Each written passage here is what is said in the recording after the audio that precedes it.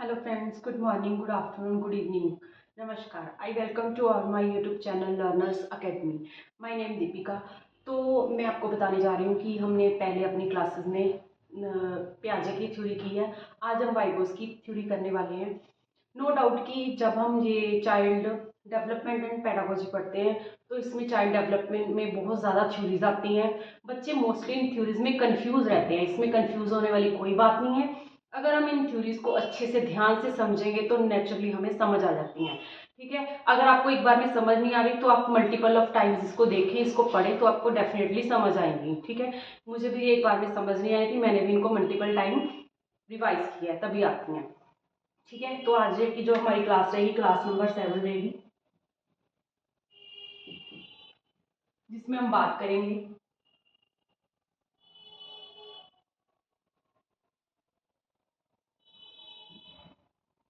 वाइगोस्कीज socio cultural theory. Socio culture theory.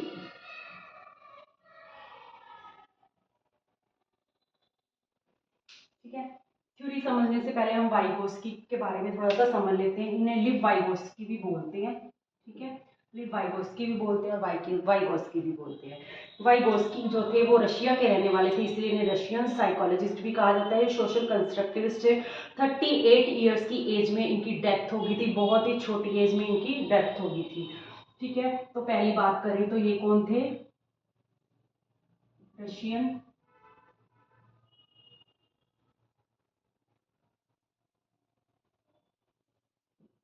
Russian psychologist Russian psychologist थे. और second number पे क्या थे? सोशल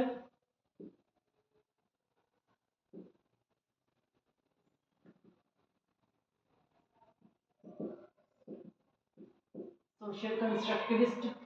और इनकी एक बुक थी जो कि बहुत ही फेमस बुक है, और बुक का नाम है thought and language.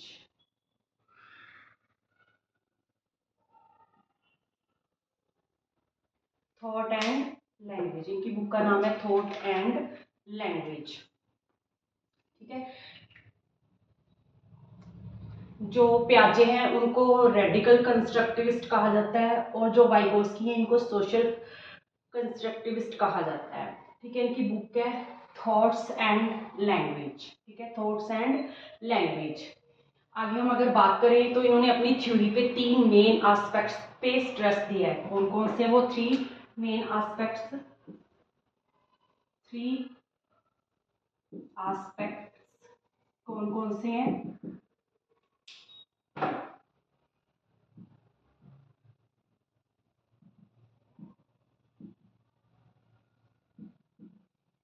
Social interaction, cultural, and third one is language. इन्होंने लैंग्वेज पे बहुत ज़्यादा फोकस किया है. लैंग्वेज पे ये कहते हैं कि बच्चे में जन्मजात से ही लैंग्वेज होती है. ठीक है. जो प्याजे होते हैं उन्होंने क्या लैंग्वेज को बाद में रखा है. पहले उन्होंने कहा है कि बच्चे में थॉट्स पहले आती हैं, विचार पहले आते हैं, लैंग्वेज बाद में आती है. बट इन्होंने कहा है कि लैंग्वेज पहले आती है बच्चे में, थॉट्स बाद में आती हैं. पहले जो इनिशियल स्टेज पे ये क्या होती हैं? सेपरेट होते हैं दोनों, लैंग्वेज और जो विचार हैं. बट आगे आगे जैसे जैसे बच्चा बड़ा होता जाता है तो ये दोनों एक दूसरे पे डिपेंडेंट हो जाती हैं. ठीक है. तो इसमें वाइगोस्की ने क्या कहा है? वाइगोस्की ने कहा है बच्चा सोशली इंटरेक्ट होके, ठीक है, समाज में जैसे जैसे वो जितना ज़्यादा समाज में इंटरेक्ट होगा उतना ज़्यादा उसका कॉग्निटिव डेवलपमेंट होगा. कल्चरल मतलब संस्कृति. उसका कहना है कि जैसे जैसे बच्चा अपनी सोशल अपनी सोसाइटी में इंटरेक्ट करेगा, अपने कल्चर को, अपनी संस्कृति के बारे में जानेगा, वैसे वैसे उसकी लैंग्वेज का भी डेवलपमेंट होगा. मतलब ये जो तीनों हैं ये तीनों आपस में क्या है? इंटर रिलेटेड है. मतलब तीनों के तीनों एस्पेक्ट्स हैं, एक दूसरे से जुड़े हुए हैं. सोशल इंटरेक्शन होगी, सोशल इंटरेक्शन के साथ बच्चे का जो कल्चर होगा, जो संस्कृति होगी, उससे जो सीखेगा, ठीक है, वो उसी तरह की उसकी लैंग्वेज होगी, वैसे ही उसकी लैंग्वेज का डेवलपमेंट होगा। ठीक है, अब ये होगी मेन छोटी छोटी बट मोटी मोटी बातें। अब नेक्स्ट बात करते हैं हम, इसने क्या किया है, इसने अब कुछ टर्म्स दी हैं, 3 टर्म्स दी हैं, जिसमें कि ये जो वाइगोस्की की थ्योरी है पूरी इसके इर्द गिर्द ही घूमती है। मेन थ्योरी है जो इन 3 चीजों के ऊपर घूमती है। पहला है स्कैफोल्डिंग,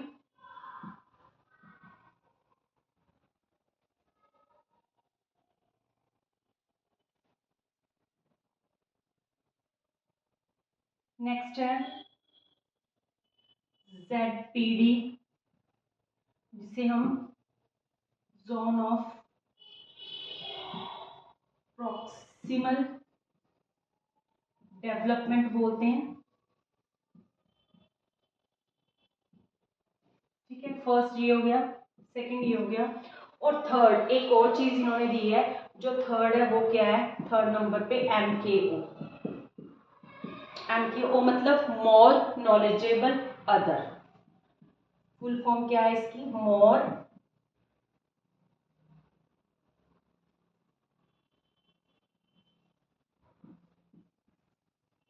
नॉलेजेबल अदर। इन तीनों टर्म्स को मैं आपको एक छोटी सी एग्जांपल से समझाती हूँ। ठीक है, एग्जांपल, इसमें हम छोटी सी एग्जांपल लेते हैं। ठीक है, ये 3 टर्म्स होगी, इसमें एग्जांपल लेते हैं। ये एक स्टूडेंट है, एक बच्चा है, मुझे ऐसा ही बनाना आता है, बाकी आप देख लेना, इससे अच्छा बना सकते हो तो वेरी गुड, मेरी ड्राइंग ना थोड़ी सी ठीक ठाक सी, इतनी अच्छी नहीं है।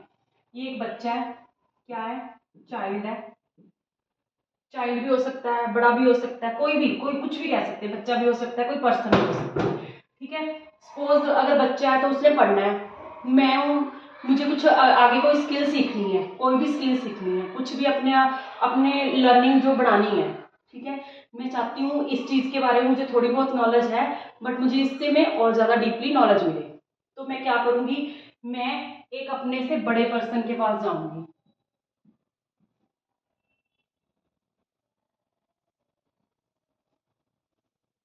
क्या करूंगी, मैं अपने से बड़े पर्सन के पास जाऊंगी। ठीक है, मुझे नॉलेज इतनी नहीं है, बट जो इसके पास में जाऊंगी तो इसके पास मुझसे भी ज्यादा नॉलेज होगी, तो इसको मैं क्या बोलूंगी, MK।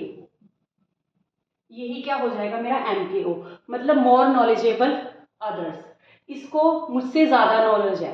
ठीक है, मैं पहले इसके पास गई, इस पर्सन के पास गई, ठीक है, बच्चा इसके पास गया और इसे जाके बोलता है, जी मुझे नहीं आता, मुझे सिखा दो, मुझे ये चीज नहीं आती, मुझे CDP नहीं आती, आती है बट कुछ कुछ कॉन्सेप्ट्स मुझे पता है, कुछ कुछ नहीं पता, डीपली नहीं पता, तो मैंने अच्छे से सीखनी है। मुझे पता तो है जो CDP है ये होती है। ये एग्जांपल ले सकते हैं छोटे से बच्चे की साइकिल की। ठीक है, एक बच्चा है जब छोटा होता है, मतलब 3-4 साल का होता है, तो उसको क्या आती है, उसको ट्राई साइकिल चलानी आती है, जिसमें वो 3 पहिए लगे होते हैं, 1-2 आगे होते हैं, 2 पीछे स्पोर्ट के लिए होते हैं, वो उसको चलानी आती है। ठीक है, ये वही चाइल्ड है जिसको, बट अब ये चाहता है कि मैं प्रॉपर साइकिलिंग सीखूं, तो ये किसके पास जाएगा, मोर नॉलेजेबल पर्सन के पास जाएगा, जिसके पास इससे ज्यादा नॉलेज होगी, जो कि साइकिलिंग अच्छे से कर लेगा। ये उसके फादर भी हो सकते हैं, उसकी मदर भी हो सकती हैं। ठीक है, उसका ही क्लास का कोई, उसका ही पीयर का कोई फ्रेंड भी हो सकता है, उसका कोई कजन ब्रदर सिस्टर भी हो सकता है, कोई भी हो सकता है। तो ये इसके पास गया, जब ये इसके पास गया तो ये इसने इसको कुछ नॉलेज दी, जो भी था, साइकिलिंग पकड़ी, साइकिलिंग पकड़ के इसको साइकिलिंग चलानी सिखा दी। धीरे धीरे धीरे धीरे धीरे जैसे इसको पता चला कि अब ये सीख रहा है, थोड़ा ऊपर बिठाया, फिर इसको हो धीरे धीरे धीरे धीरे इसको छोड़ना शुरू कर दिया पीछे से। मतलब हम देखते हैं ना, जब हम छोटे बच्चे को साइकिलिंग सिखाते हैं, पहले वो ट्राई साइकिल पे होता है, 3 साइकिल्स पे होता है, जब हमने दूसरी तरह सिखानी, हमने उसके 2 साइड वाले टायर्स निकाल देते हैं, एक आगे वाला और एक पीछे वाला रह जाता है, लेकिन हम पीछे बच्चे को पकड़ के रखते हैं, उसको ऐसे लगता है कि जो पीछे है वो मेरी हेल्प कर रहा है। ठीक है, जब जब उसको जरूरत पड़ती है हम उसको पकड़ लेते हैं, जब हमें लगता है कि ये चला रहा है, इसको पता नहीं, हम छोड़ देते हैं पीछे से। ठीक है, तो वो क्या होगी, जो हमने इसको ये हेल्प दी, ये होती है स्कैफोल्डिंग।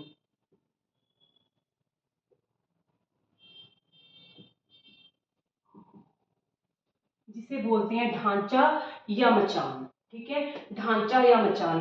अब इसने जो इसको जो टेम्परेरी हेल्प दी, ठीक है, जो मचान दी, जो स्किल दी, जो भी किया, ठीक है, टेम्परेरी हेल्प को बोलते हैं, गाइड किया, हेल्प की, ठीक है, जो भी इसको सिखाया वो क्या होगी, इसकी स्कैफोल्डिंग होगी। अब क्वेश्चन आ जाता है कई बार पेपर में, एक हेल्प जो कि एक मोर नॉलेजेबल पर्सन से एक दूसरे जिसके पास थोड़ी बहुत नॉलेज है उसको दी जाती है, उस पर्सन को दी जाती है जब उसको हेल्प की जरूरत होती है, जहां जहां पे उसको हेल्प की जरूरत होती है वहां वहां उसको हेल्प दी जाती है, उसको गाइडेंस दी जाती है। तो उसे क्या कहते हैं, उसे क्या कहते हैं, उसे स्कैफोल्डिंग कहते हैं। ठीक है, अब अगर मैं बात करूं स्कैफोल्डिंग की, तो स्कैफोल्डिंग में आगे ना 3 चीजें ध्यान में रखनी है। ठीक है, स्कैफोल्डिंग ये तो मैंने बता दिया, हिंदी में स्कैफोल्डिंग को मचान या ढांचा बोलते हैं, और जेडपीडी को बोलेंगे संभावी, क्या बोलेंगे हिंदी में, इसको बोलेंगे समीपस्थ विकास का क्षेत्र। समीपस्थ विकास का क्षेत्र, मोर नॉलेजेबल को हम हिंदी में कह सकते हैं हमारे से ज्यादा जानकार। ठीक है, तो ये तो आपको क्लियर होंगे। अब इनको मैं इरेज कर रही हूँ, ठीक है, ताकि मेरे पास आगे बोर्ड हो जाए, आगे एक्सप्लेन कर सकूं। अब अगर हम स्कैफोल्डिंग की बात करें, किसकी, स्कैफोल्डिंग, आगे स्कैफोल्डिंग भी 3 तरह से होती है। कैसे, पहले तो एक चीज होती है जो बच्चे के पास ऑलरेडी है, जब ये बच्चा इसके पास जाएगा कुछ ना कुछ नॉलेज तो इसके पास है ना, तो उसको क्या बोलेंगे, इसको हम बोलते हैं लेवल ऑफ एक्चुअल डेवलपमेंट। ठीक है, जिसे हम वास्तविक विकास का क्षेत्र बोलते हैं। ठीक है, वास्तविक विकास का क्षेत्र ये है, ये क्या है, वास्तविक विकास का क्षेत्र, जो इसके पास ऑलरेडी है ये इसके पास गया।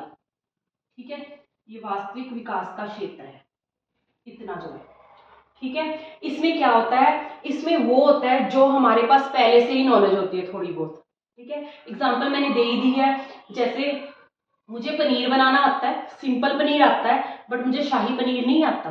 ठीक है, ऐसे ही इसकी एग्जांपल दे दी, बच्चे को साइकिल आती है, ट्राइक साइकिल आती है, बट जो साथ में स्पोर्ट वाली होती है, बट अब उसने सीखनी है बिना स्पोर्ट के, तो वो अपने मोर नॉलेजेबल पर्सन के साथ पास जाएगा। जब वो मोर नॉलेजेबल पर्सन के पास जाएगा तो उसके पास ये जो नॉलेज होगी तो उसको बोलेंगे लेवल ऑफ पोटेंशियल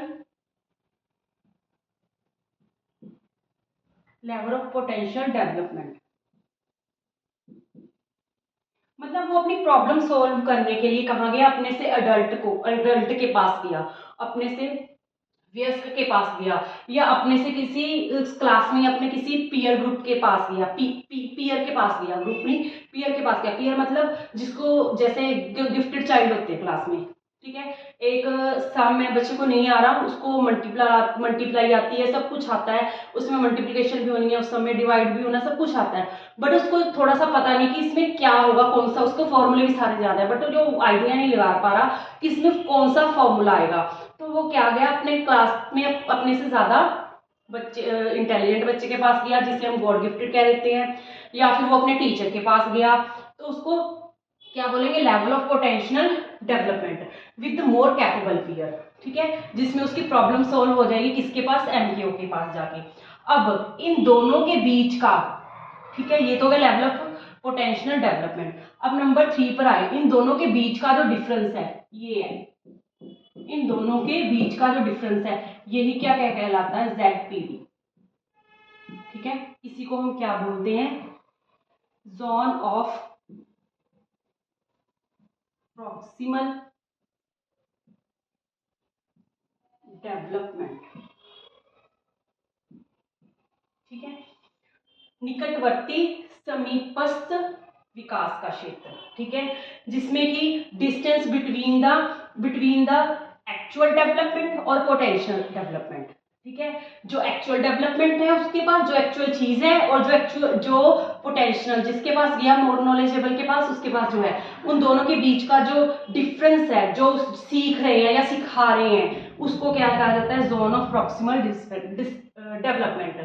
ठीक है, एग्जाम में क्वेश्चन आ जाता है, ठीक है, actual development, difference of actual development और पोटेंशियल डेवलपमेंट को क्या कहते हैं, क्या कहते हैं, जोन ऑफ प्रॉक्सिमल डेवलपमेंट बोलते हैं।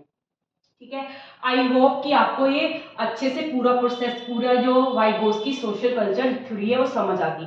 अब इसमें कहाँ पे आपका सोशल कल्चर हुआ, कहाँ हुआ, स्कैफोल्डिंग के लिए आप कहाँ गए, मोर नॉलेजेबल के पास गए, अपने पीयर ग्रुप के पास गए, आप उनसे इंटरेक्ट हुए, आपने कोलैबोरेट किया, ठीक है, आपने एक दूसरे से सीखा, तो वो क्या होगी, तो इससे हम कह सकते हैं कि जो वाइगोस्की हैं वो किस पे जोर देते हैं, कोलैबोरेट लर्निंग पे जोर देते हैं। किस पे देते हैं, इन्होंने आगे एक दो और टर्म्स बताई हैं जिसमें इन्होंने कहा है कि बच्चे की इसमें कौन कौन सा किस किस कैसे कैसे सीखा है।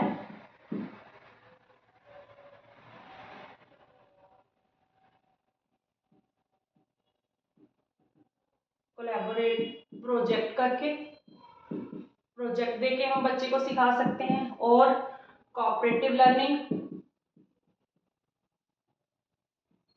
कोऑपरेटिव लर्निंग होगी बच्चे की इसमें, और क्या हो गया, और रेसिप्रोकल टीचिंग होगी,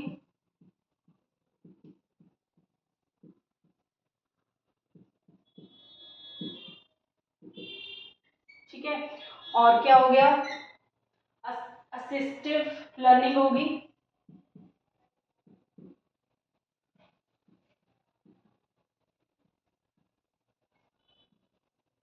असिस्टिव लर्निंग होगी, ठीक है, और लास्ट पीयर ट्यूटरिंग होगी।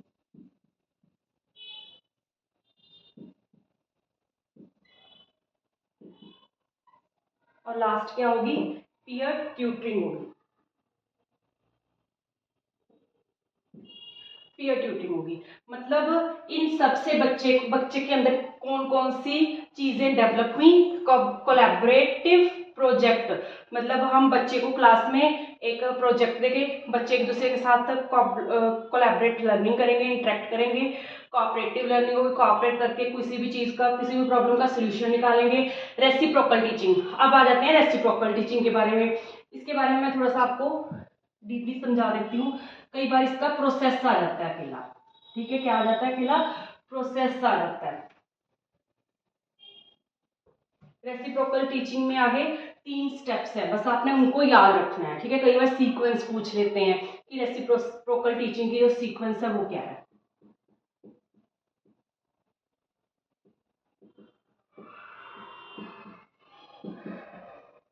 अब रेसिप्रोकल टीचिंग की एग्जांपल मैं आपको दे सकती हूँ, ये लाइक अ रीडिंग है, टेक्स्ट रीडिंग है, जिसमें क्या है, बच्चा क्लास में रीड कर रहा है, ठीक है, उसको आता है कुछ ना कुछ, तभी उसने रीडिंग स्टार्ट की, ठीक है, रीडिंग स्टार्ट की, जहां पे उसको लगा उसने गलत प्रोनाउंसिएशन की या किसी चीज का मीनिंग गलत बता दिया, क्लास में उसके पीयर ने या टीचर ने उसको करेक्ट करवाया, भी ऐसे नहीं ऐसे होता है, मतलब मोर नॉलेजेबल पर्सन के साथ उसका इंटरेक्शन हो गया, ठीक है, तो उसने क्या किया, उससे क्या होगा, इसमें आगे स्टेप्स है, 4 स्टेप्स है।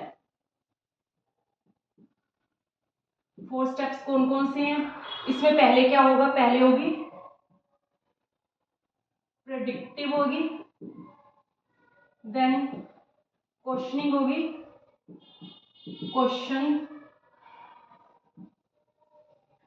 क्वेश्चन जनरेशन होंगे,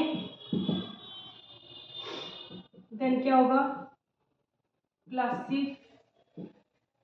होगा, क्लासिफाइंग, एंड देन क्या होगा, समराइजिंग।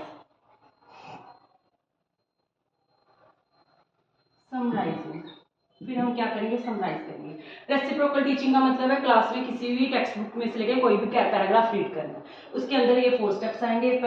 प्रेडिक्टिंग होगी, ठीक है, प्रेडिक्ट करेंगे इसको कितना आता है कितना नहीं आता, कुछ ना कुछ तो उसको आता ही होगा, फिर उसमें जितना भी आता होगा जो उसको करेक्शन करवानी होगी वो करवाएंगे, फिर जो पैराग्राफ उसने रीड किया उसी पैराग्राफ में से कोई क्वेश्चन पुट कर देगा टीचर, क्वेश्चन जनरेशन हो जाएगा, क्लासिफिकेशन हो जाएगी, भी ऐसे नहीं ऐसे है, इसका आंसर ऐसे नहीं ऐसे है, तो क्लासीफाई कर दिया, समराइज। फिर जब पूरी स्टोरी पढ़ ली, पूरा लेसन पढ़ लिया, पूरी पोइम पढ़ ली कोई भी, तो उसमें क्या हो गया, समराइज हो गया कि इसका ये पूरा ब्रीफ कंक्लूजन इसका ये था। ये सारे रेसिप्रोकल टीचिंग के दो चार स्टेप्स हैं, इनको माइंड में रखना है। और मेनली क्वेश्चन में आ जाता है कि जो पियाजे है, पियाजे की जो थ्योरी है उसमें उसने किस चीज को लेके बच्चे ज्यादा सीखते हैं, कॉग्निटिव लर्निंग को लेके, कोऑपरेटिव लर्निंग को लेके, reciprocal teaching, assistive peer tutoring. ठीक है, इनमें से ऑप्शंस में एक आएगा, बाकी चार कोई और दे देंगे, तो आपको जो एक आएगा उस पर टिक करना है। ठीक है, आई होप आपको जे लीव वाइगोस्की की जो सोशल कल्चर थ्योरी है वो समझ आ गई होगी। ठीक है, इसमें तीन चार ही मोटी मोटी बातें हैं। ठीक है, अब हम ये इनकी ये एक दो बातें हो रहा है, इनकी जो लीव वाइगोस्की की ये थ्योरी है, ये इसमें अगर हम पियाजे में और इसमें डिफरेंस करें तो हम ये कह सकते हैं कि जो पियाजे थे वो रेडिकल कंस्ट्रक्टिविस्ट थे और जो वाइगोस्की थे वो सोशल कंस्ट्रक्टिविस्ट थे। पियाजे ने क्या कहा है, पियाजे ने कहा है कि विचार पहले आता है, लैंग्वेज बाद में आती है। वाइगोस्की कहते हैं पहले बच्चे में विचार, पहले लैंग्वेज आती है, बाद में विचार आता है। ठीक है, ये दो तीन चीजें हमने याद रखनी है, इनमें बच्चे मोस्टली कंफ्यूज हो जाते हैं। ठीक है, तो आगे हम बात करेंगे इसके और स्टेप्स हैं। स्पीच के इसने लैंग्वेज पे ज्यादा जोर दिया है वाइगोस्की ने, तो लैंग्वेज को लेके इसने तीन तरह की स्पीच बताई है। ये तो इसकी थ्योरी का मेन कॉन्सेप्ट था। ठीक है, भी कैसे कैसे बच्चा अपनी नॉलेज को डेवलप करता है, सोशल इंटरेक्शन से, एक दूसरे से इंटरेक्ट करके, ठीक है, ग्रुप में सीखता है, ये सब चीजें बताएंगे इसमें। आगे इसने लैंग्वेज डेवलपमेंट की या स्पीच की 3 टर्म्स दी हैं इसने। क्या बोल सकते हैं हम इसको, बोल सकते हैं 3 स्टेजेस ऑफ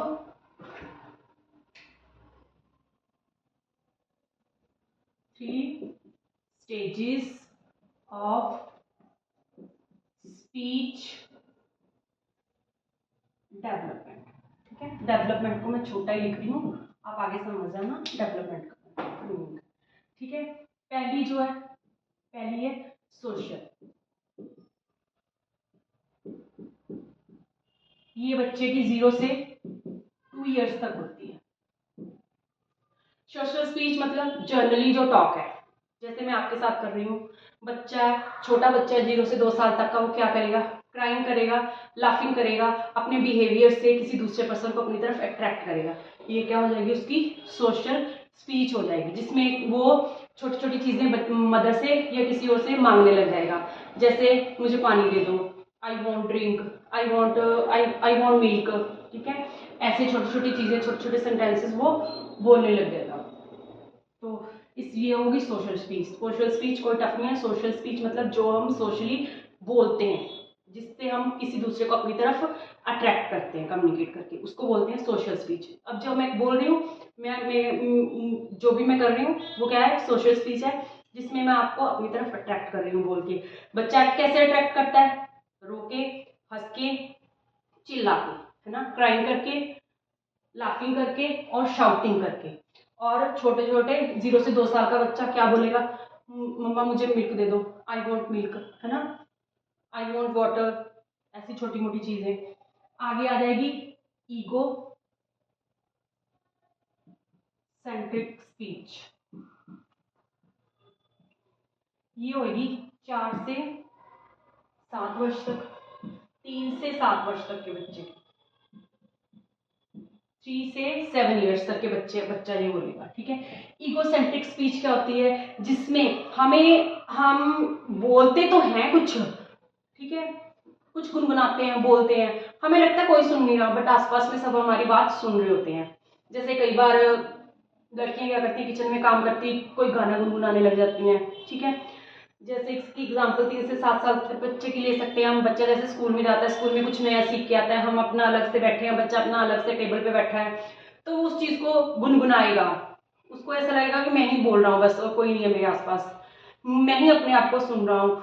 तो ये क्या होगी, उसकी ईगो स्पीच होगी, ईगो सेंट्रिक स्पीच होगी, जिसमें उसको लगता तो ये है कि आसपास वाले मुझे नहीं सुन रहे, बट एक्चुअल में क्या होता है, सुन रहे होते हैं हम लोग, मतलब वो बुड़बुड़ा रहा होता है, जिसको हम बोलते हैं बुड़बुड़ाना। ठीक है, कई बार क्या होता है, हम क्लास लेके हटते हैं या हम स्कूल्स में आकर हम अपने आप से बातें करते हैं, आज तो मेरा दिन बहुत अच्छा रहा, है ना, ऐसे मतलब हम बोलते हैं, हमें लगता है भी कोई नहीं सुन रहा, बट आसपास हमें, जैसे हमारे हस्बैंड, हमारे mother in law, father in law या हमारे बच्चे, कोई ना कोई हमें सुन रहा होता है, हम ऐसे अपने आप में गुनगुना के कोई बात कर रहे होते हैं, उसको बोलते हैं ईगो सेंट्रिक स्पीच। और थर्ड नंबर पे आ गई हमारी साइलेंट इनर स्पीच। ये 7 से अडल्ट तक होती है, ठीक है, मतलब आगे चलती है ये।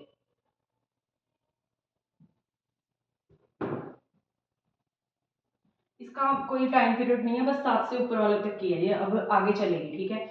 ये साइलेंट इनर स्पीच, इसको हम कहते हैं इनर स्पीच भी कहते हैं, साइलेंट इनर स्पीच भी बोलते हैं, और सेल्फ टॉक भी बोलते हैं। इसको हम 3 नामों से पुकारते हैं, इनर स्पीच, साइलेंट स्पीच और सेल्फ टॉक। इसमें क्या होता है, हम मन ही मन अपने अंदर गुनगुनाते हैं, जिसमें आसपास में हमें कोई नहीं सुनता होता। जो 7 साल से ऊपर वाले बच्चों की होती है। जैसे इसकी एग्जांपल ले लेती हूँ, हम अपने घरों में रूटीन में देखते हैं, जैसे मदर इन लॉ को देख लिया, एक डॉटर इन लॉ को, मतलब सास और बहू को देख लिया। कई बहुओं का अपना सास के साथ रिलेशनशिप इतना अच्छा भी नहीं होता, बट फिर भी वो पूरी सोसाइटी के सामने उसको ऐसे रिस्पेक्ट देती हैं, ऐसे बिहेव करती हैं कि मुझसे ज्यादा रिस्पेक्ट इसको कोई नहीं दे सकता। मतलब अंदर ही अंदर चाहे वो गालियां निकालती रहे, है ना, मतलब पर 4 बंदों के सामने ये कहना है कि मैं ही इससे बहुत अच्छे से सेवा कर रही हूँ, ऐसे कर रही हूँ। वो क्या होता है साइलेंट स्पीच, मतलब अंदर ही अंदर किसी को बोलना, किसी को गाली निकालना, मतलब आस पास में कोई नहीं सुन रहा, सिर्फ ये इनर टॉक है, हमारी इनर स्पीच है, जिसमें हम अपने अंदर ही अंदर गुनगुनाते हैं। एक और छोटी सी एग्जांपल देती हूँ बच्चों को लेके, ठीक है। जैसे एक हम 3rd या 4th क्लास का बच्चा देखेंगे, जब हम उसको बोलेंगे कि ये सम, कोई भी सम दे देंगे प्लस या माइनस का, तो वो क्या करेगा, उसको ऐसे फिंगर्स पे काउंट करेगा 1 2 3 4 5, फिर इसमें से इतने सब्ट्रैक्ट किए, ऐसे किया, है ना, तो ऐसे करेगा। बट यही सम अगर हम 6 या 7th या 8th क्लास के बच्चे को दे देंगे, तो वो क्या करेगा, वो माइंड में ही अंदर बोलेगा 8 - 2 6, अंदर ही अंदर भी इसका ये आंसर आएगा, तो उसको क्या बोलेंगे, इनर स्पीच बोलेंगे, ठीक है। अब आई होप आपको इन तीनों स्पीच में डिफरेंस पता चल गया होगा। और ये जो सोशल स्पीच है, ये जो ईगोसेंट्रिक स्पीच है, ये सोशल स्पीच और साइलेंट स्पीच के बीच में ब्रिज का काम करती है, ठीक है। Social speech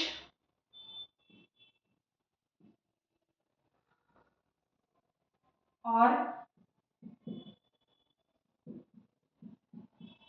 silent speech, social speech और साइलेंट स्पीच के बीच में ब्रिज का काम कौन सी स्पीच करती है, ईगोसेंट्रिक। ये बात याद रखना है, क्वेश्चन आ जाता है कि सोशल स्पीच और साइलेंट स्पीच के बीच में ब्रिज का काम कौन करती है, ईगोसेंट्रिक स्पीच करती है।